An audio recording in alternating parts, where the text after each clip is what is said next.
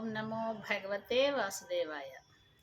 ఈ నవరాత్రులలో అమ్మవారిని ఎవరైతే నిత్య పూజా విధానంతో పూజిస్తారో వాళ్ళందరికీ కూడా ఆ దుర్గామాత, ఆ కాళీమాత, మహా అమ్మవారు మనందరికీ కూడా ఆయురారోగ్య అష్టైశ్వర్యాలు ప్రసాదిస్తుంది.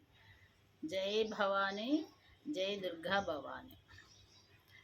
మన భగవద్గీత పారాయణములో ఈరోజు 7వ అధ్యాయంలో 10వ శ్లోకము చదువుతున్నాం.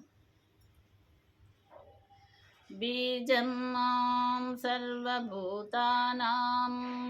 విద్ధి పార్థ సనాతనం బుద్ధిర్బుద్ధిమతామస్మి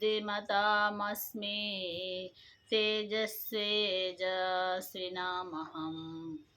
ఈ శ్లోకం యొక్క భావం ఏంటంటే, ఓ పార్థ, సమస్త భూతములకును నన్ను సనాతన అంటే శాశ్వతమైన బీజముగా తెలుసుకొనుము.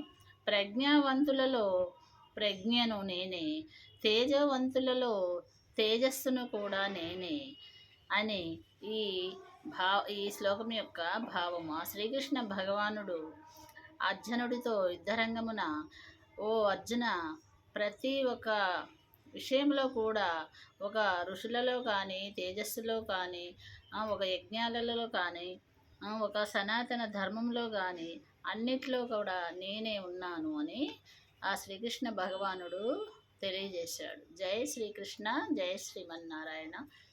అందరూ కూడా చూడండి, లైక్ చేయండి, సబ్స్క్రైబ్ చేసుకోండి.